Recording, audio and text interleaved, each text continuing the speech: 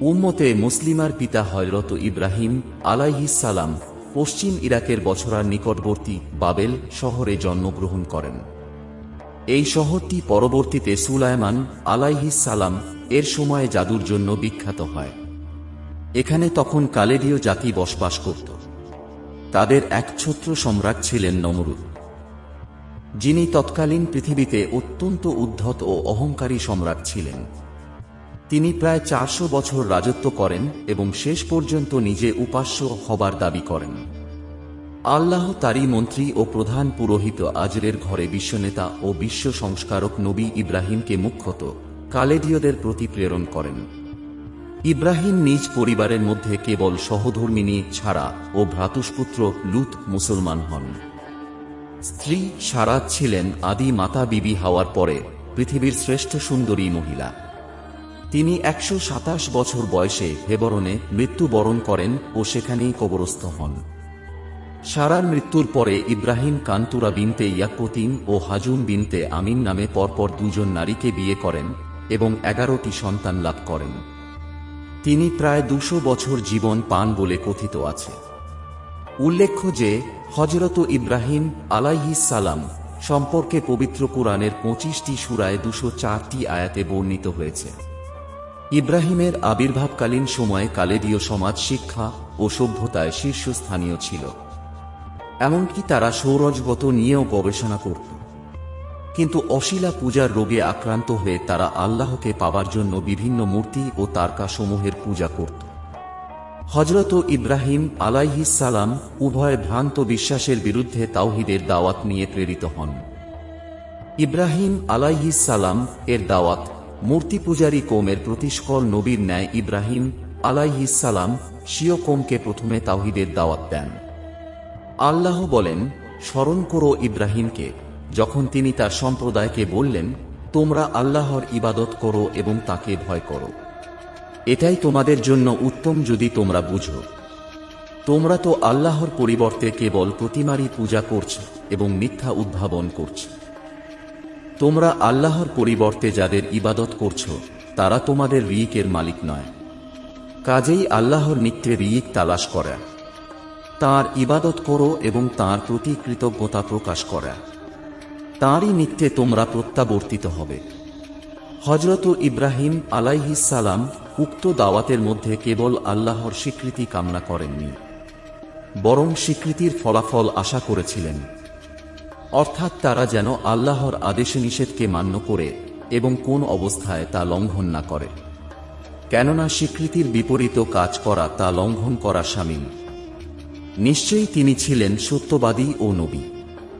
যখন তিনি তার পিতাকে বললেন, হে আমার পিতা, তুমি তার পূজা কেন করো যে শোনে না, দেখে না এবং তোমার কোনো উপকারে আসে না? হে আমার পিতা, আমার কাছে এমন জ্ঞান এসেছে যা তোমার কাছে আসেনি। অতএব তুমি আমার অনুসরণ করো, আমি তোমাকে সরল পথ দেখাব। হে আমার পিতা, শয়তানের পূজা করো না, নিশ্চয়ই শয়তান দয়াময়ের অবাধ্য। হে আমার পিতা, আমি আশঙ্কা করছি যে দয়াময়ের একটি আয়াত তোমাকে স্পর্শ করবে, অতঃপর তুমি শয়তানের বন্ধু হয়ে যাবে। আল্লাহ বলেন, স্মরণ করো যখন ইব্রাহিম তার পিতা আজরকে বললেন, তুমি কি প্রতিমা সমূহকে উপাস্য মনে করো? আমি দেখতে পাচ্ছি যে তুমি ও তোমার সম্প্রদায় স্পষ্ট বিভ্রান্তির মধ্যে রয়েছে। কিন্তু ইব্রাহিমের এই প্রাণভরা আবেদন পিতা আজরের হৃদয়ে স্পর্শ করল না। রাষ্ট্রের প্রধান পুরোহিত এবং সম্রাটের মন্ত্রী ও প্রিয়পাত্র হওয়ায় সম্ভবত বিষয়টি তার প্রেস্টিজ ইস্যু হয়। আল্লাহ বলেন, যখন তাকে বলা হয় আল্লাহকে ভয় করো, তখন তার সম্মান তাকে পাপে স্থিত করে। অতএব তার জন্য জাহান্নামই যথেষ্ট, আর নিঃসন্দেহে তা হল নিকৃষ্টতম ঠিকানা। পুত্রের আকুতিপূর্ণ দাওয়াতের উত্তরে পিতা বলল, হে ইব্রাহিম, তুমি কি আমার উপাস্যদের থেকে মুখ ফিরিয়ে নিচ্ছ? যদি তুমি বিরত না হও তবে আমি অবশ্যই পাথর মেরে তোমার মাথা চূর্ণ করে দেব। তুমি আমার সম্মুখ হতে চিরতরের জন্য দূর হয়ে যাও। পিতার এই কঠোর ধমকি শুনে পুত্র ইব্রাহিম বললেন, তোমার উপরে শান্তি বর্ষিত হোক। আমি আমার পালনকর্তার নিকটে তোমার জন্য ক্ষমা প্রার্থনা করব। নিশ্চয়ই তিনি আমার প্রতি মেহেরবান। আমি পরিত্যাগ করছি তোমাদেরকে এবং আল্লাহ ব্যতীত যাদের তোমরা পূজা করো তাদেরকে আমি আমার পালনকর্তাকে আহ্বান করব। আশা করি আমার পালনকর্তাকে আহ্বান করে আমি বঞ্চিত হব না। আর তাদেরকে ইব্রাহিমের বৃত্তান্ত শুনিয়ে দিন। যখন সে স্বীয় পিতা ও সম্প্রদায়কে ডেকে বলল, তোমরা কিসের পূজা করো? তারা বলল, আমরা প্রতিমার পূজা করি এবং সর্বদা এদেরকেই নিষ্ঠার সাথে আঁকড়ে থাকি। সে বলল, তোমরা যখন আহ্বান করো তখন তারা শোনে কি? অথবা তারা তোমাদের উপকার বা ক্ষতি করতে পারে কি? তারা বলল, না, তবে আমরা আমাদের বাপদাদাদের পেয়েছি তারা এরূপই করত। ইব্রাহিম বলল, তোমরা কি তাদের সম্পর্কে ভেবে দেখেছ যাদের তোমরা পূজা করে আসছ? তোমরা এবং তোমাদের পূর্ববর্তী পিতৃপুরুষেরা, তারা সবাই আমার শত্রু বিশ্ব পালনকর্তা ব্যতীত, যিনি আমাকে সৃষ্টি করেছেন অতঃপর আমাকে পথ প্রদর্শন করেছেন, যিনি আমাকে আহার দেন ও পানীয় দান করেন। যখন আমি পীড়িত হই তখন তিনি আমাকে আরোগ্য দান করেন, যিনি আমার মৃত্যু ঘটাবেন অতঃপর পুনর্জীবন দান করবেন। আশা করি শেষ বিচারের দিন তিনি আমার ত্রুটি বিচ্যুতি ক্ষমা করে দিবেন। হে আমার পালনকর্তা, আমাকে প্রজ্ঞা দান করো এবং আমাকে সৎকর্মশীলদের অন্তর্ভুক্ত করো এবং আমাকে পরবর্তীদের মধ্যে সত্যভাষী করো।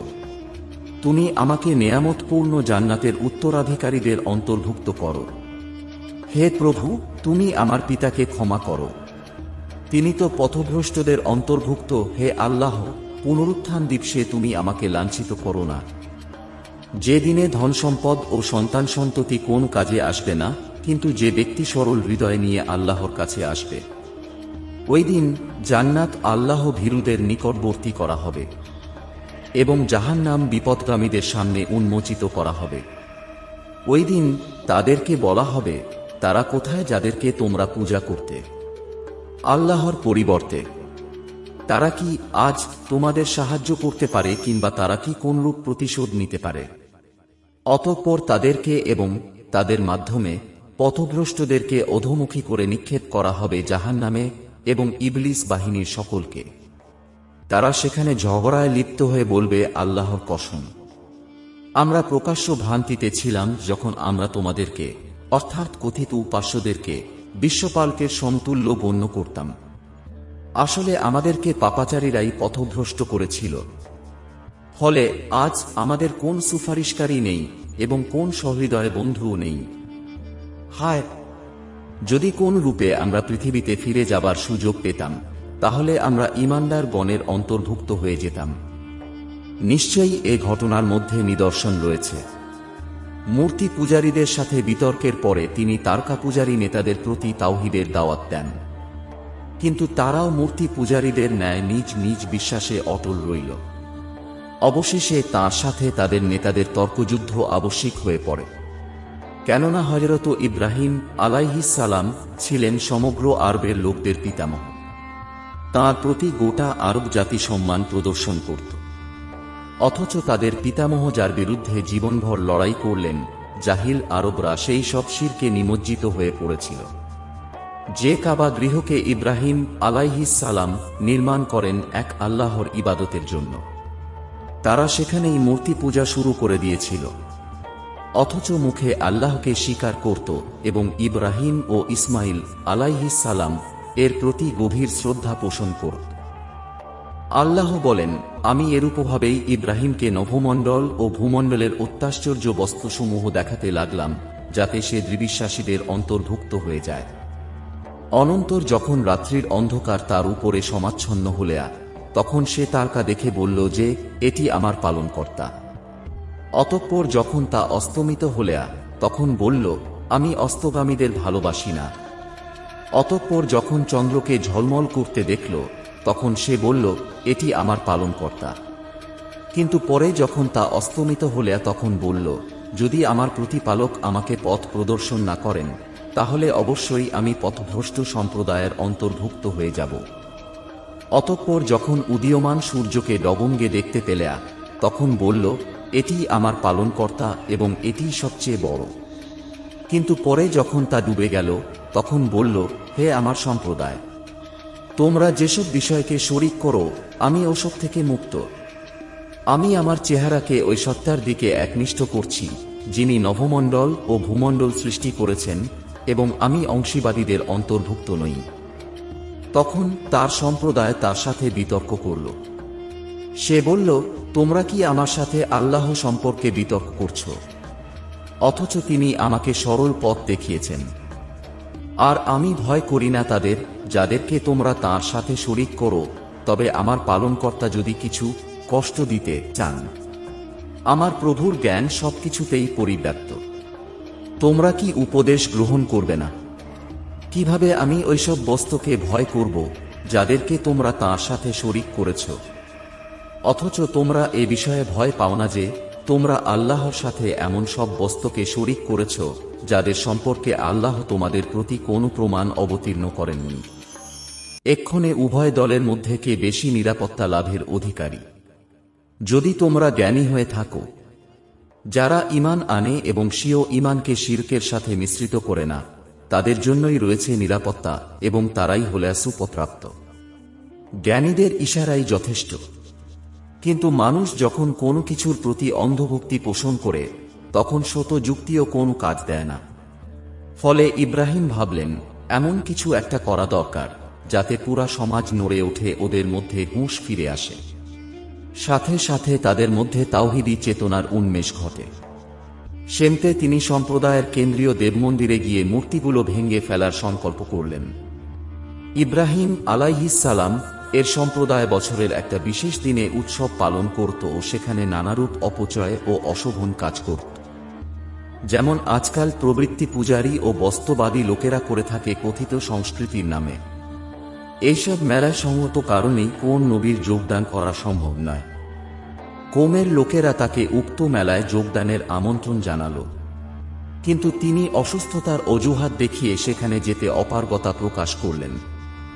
অতঃপর তিনি ভাবলেন, আজকের এই সুযোগে আমি ওদের দেবমন্দিরে প্রবেশ করে মূর্তিগুলোকে ভেঙে চুরমার করে দেব, যাতে ওরা ফিরে এসে ওদের মিথ্যা উপাস্যদের অসহায়ত্বের বাস্তব দৃশ্য দেখতে পায়।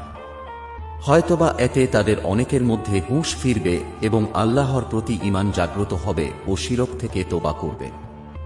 অতঃপর তিনি দেবালয়ে ঢুকে পড়লেন ও দেবদেবীদের দিকে লক্ষ্য করে বললেন, তোমাদের সামনে এত নয়রন্যায় ও ভোগ নৈবেদ্য রয়েছে, অথচ তোমরা তা খাচ্ছে না কেন?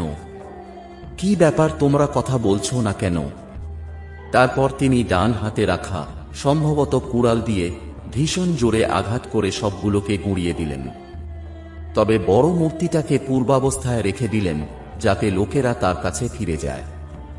মেলা শেষে লোকজন ফিরে এল এবং যথারীতি দেবমন্দিরে গিয়ে প্রতিমাগুলির অবস্থা দেখে হতবাক হয়ে গেলেও তারা বলাবলি করতে লাগল, এটা নিশ্চয়ই ইব্রাহিমের কাজ হবে, কেননা তাকেই আমরা সবসময় মূর্তি পূজার বিরুদ্ধে বলতে শুনি। অতঃপর ইব্রাহিমকে সেখানে ডেকে আনা হলো এবং জিজ্ঞেস করল, হে ইব্রাহিম, তুমি কি আমাদের উপাস্যদের সাথে এরূপ আচরণ করেছ?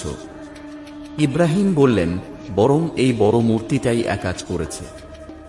নইলে এদেরকে জিজ্ঞেস করো যদি তারা কথা বলতে পারে। সম্প্রদায়ের নেতারা একটা শুনে লজ্জা পেলেও এবং মাথা নিচু করে বলল, তুমি তো জানো যে এরা কথা বলে না। তিনি বললেন, তোমরা কি আল্লাহর পরিবর্তে এমন কিছুর ইবাদত করো যা তোমাদের উপকারও করতে পারে না, ক্ষতিও করতে পারে না? তিনি আরও বললেন, তোমরা এমন বস্তুর পূজা করো যা তোমরা নিজ হাতে তৈরি করো, অথচ আল্লাহ তোমাদেরকেও তোমাদের কর্মসমূহকে সৃষ্টি করেছেন ঠিক তোমাদের জন্য, এবং আল্লাহ ব্যতীত তোমরা যাদের পূজা করো ওদের জন্য। তোমরা কি বুঝো না? তারপর যা হবার তাই হল। জীব ও অহংকারের বশবর্তী হয়ে সম্প্রদায়ের নেতারা ইব্রাহিমকে চূড়ান্ত শাস্তি দেওয়ার পরিকল্পনা করল। তারা সিদ্ধান্ত নিল যে একে আর বাঁচতে দেওয়া যাবে না। শুধু তাই নয়, একে এমন দৃষ্টান্তমূলক শাস্তি দিয়ে মারতে হবে যেন কেউ এর দলে যেতে সাহস না করে। তারা তাকে জীবন্ত পুড়িয়ে মারার প্রস্তাব গ্রহণ করল এবং সেটা বাদশাহ নমরুদের কাছে পেশ করল, সম্রাটের মন্ত্রী ও দেশের প্রধান পুরোহিতের ছেলে ইব্রাহিম। অতএব তাকে সরাসরি সম্রাটের দরবারে আনা হল। ইব্রাহিম আলাইহিস সালাম এটাকে সর্বোচ্চ পর্যায়ে তাওহীদের দাওয়াত দেওয়ার সুযোগ হিসাবে গ্রহণ করলেন। নমরুদ 400 বছর ধরে রাজত্ব করায় সে উদ্ধত ও অহংকারী হয়ে উঠেছিল এবং নিজেকে একমাত্র উপাস্য ভেবেছিল। তাই সে ইব্রাহিমকে জিজ্ঞেস করল, বলো তোমার উপাস্য কে? নমরুদ ভেবেছিল ইব্রাহিম তাকেই উপাস্য বলে স্বীকার করবে, কিন্তু নির্ভীক কণ্ঠে ইব্রাহিম জবাব দিলেন, আমার পালনকর্তা তিনি, যিনি মানুষকে বাঁচান ও মারেন। মোটা বুদ্ধির নমরুদ বলল, আমিও বাঁচাই ও মারি, অর্থাৎ মৃত্যুদণ্ডপ্রাপ্ত আসামিকে খালাস দিয়ে মানুষকে বাঁচাতে পারি, আবার খালাসের আসামিকে মৃত্যুদণ্ড দিতে পারি। এভাবে সে নিজেকেই মানুষের বাঁচা মরার মালিক হিসাবে সাব্যস্ত করল। ইব্রাহিম তখন দ্বিতীয় যুক্তি পেশ করে বললেন, আমার আল্লাহ সূর্যকে পূর্ব দিক থেকে উদিত করেন, আপনি তাকে পশ্চিম দিক হতে উদিত করুন। অতঃপর কাফের নমরুদ এতে হতবুদ্ধি হয়ে পড়ল। কওমের নেতারাই যেখানে পরাজয়কে মেনে নেয়নি, সেখানে দেশের একচ্ছত্র সম্রাট কেন পরাজয়কে মেনে নিবেন? যথারীতি তিনিও অহংকারে ফেটে পড়লেন এবং ইব্রাহিমকে জ্বলন্ত হুতাশনে জীবন্ত পুড়িয়ে মারার নির্দেশ জারি করলেন। সাথে সাথে জনগণকে ধর্মের দোহাই দিয়ে বললেন, তোমরা একে পুড়িয়ে মারো এবং তোমাদের উপাস্যদের সাহায্য করো, যদি তোমরা কিছু করতে চাও। উল্লেখ্য যে কুরআন কোথাও নমরুদের নাম উল্লেখ করেনি এবং সে যে নিজেকে সর্বোচ্চ উপাস্য দাবি করেছিল এমন কথাও স্পষ্টভাবে বলেনি। তবে আমিও বাঁচাতে পারি ও মারতে পারি, তার এই কথার মধ্যে তার সর্বোচ্চ অহংকারী হবার এবং ইব্রাহিমের রবের বিপরীতে নিজেকে এভাবে উপস্থাপন করায় সে নিজেকে সর্বোচ্চ রব হিসাবে ধারণা করেছিল বলে প্রতীয়মান হয়। প্রধানত ইসরায়েলি বর্ণনাসমূহের উপরে ভিত্তি করেই নমরুদের নাম ও তার রাজত্ব সম্পর্কে জানা যায়। কুরআন কেবল অতটুকুই বলেছে যতটুকু মানব জাতির হেদায়াতের জন্য প্রয়োজন। যুক্তিতর্কে হেরে গিয়ে নমরুদ ইব্রাহিম আলাইহিস সালাম কে জীবন্ত পুড়িয়ে মারার হুকুম দিল। অতঃপর তার জন্য বিরাট আকারের আয়োজন শুরু হয়ে গেল। আল্লাহ বলেন, তারা ইব্রাহিমের বিরুদ্ধে মহাফন্দি আঁকতে চাইল। অতঃপর আমরা তাদেরকেই সর্বাধিক ক্ষতিগ্রস্ত করে দিলাম। অন্যত্র আল্লাহ বলেন, আমরা তাদেরকে পরাভূত করে দিলাম। অতঃপর একটা ভীত নির্মাণ করা হলো এবং সেখানে বিরাট অগ্নিকুণ্ড তৈরি করা হলো। তারপর সেখানে তাকে নিক্ষেপ করা হলো। সহিহ বুখারীতে হযরত আব্দুল্লাহ ইবনে আব্বাস রাদিয়াল্লাহু তাআলা আনহু হতে বর্ণিত হয়েছে যে জ্বলন্ত অগ্নিকুণ্ডে নিক্ষেপের সময় ইব্রাহিম আলাইহিস সালাম বলে ওঠেন, আমার জন্য আল্লাহই যথেষ্ট, তিনি কতই না সুন্দর তত্ত্বাবধায়ক। একই প্রার্থনা শেষ নবী মুহাম্মদ সাল্লাল্লাহু আলাইহি ওয়াসাল্লাম করেছিলেন। ওহদ যুদ্ধে আহত মুজাহিদগণ যখন শুনতে পান যে আবু সুফিয়ান মক্কায় ফিরে না গিয়ে পুনরায় ফিরে আসছে মদিনায় মুসলিম শক্তিকে নিশ্চিহ্ন করার জন্য, তখন হামরাউল আসাদে উপনীত তার পশ্চাদ্ধাবনকারী 70 জন আহত সাহাবীর ক্ষুদ্র দল রাসূলের সাথে সমস্বরে বলে উঠেছিল, আমাদের জন্য আল্লাহই যথেষ্ট, তিনি কতই না সুন্দর তত্ত্বাবধায়ক। ঘটনাটি কুরআনেও বর্ণিত হয়েছে। যেমন ইব্রাহিম আলাইহিস সালাম সর্বোচ্চ পর্যায়ে দাওয়াত দিয়ে চূড়ান্ত বিপদের সময় এ দোয়া করেছিলেন এবং রাসূলুল্লাহ সাল্লাল্লাহু আলাইহি ওয়াসাল্লাম বিরোধী পক্ষের সেনাপতি আবু সুফিয়ানের পশ্চাদ্ধাবনের পরেই উক্ত দোয়া করেছিলেন। এই কঠিন মুহূর্তের পরীক্ষায় জয়লাভ করার পুরস্কার স্বরূপ সাথে সাথে আল্লাহর নির্দেশ এলো, হে আগুন, ঠান্ডা হয়ে যাও এবং ইব্রাহিমের উপরে শান্তিদায়ক হয়ে যাও। অতঃপর ইব্রাহিম মুক্তি পেলেন। অগ্নি পরীক্ষায় উত্তীর্ণ হয়ে ইব্রাহিম আলাইহিস সালাম ফিরে আসেন এবং এভাবে আল্লাহ কাফিরদের সমস্ত কৌশল বরবাদ করে দেন।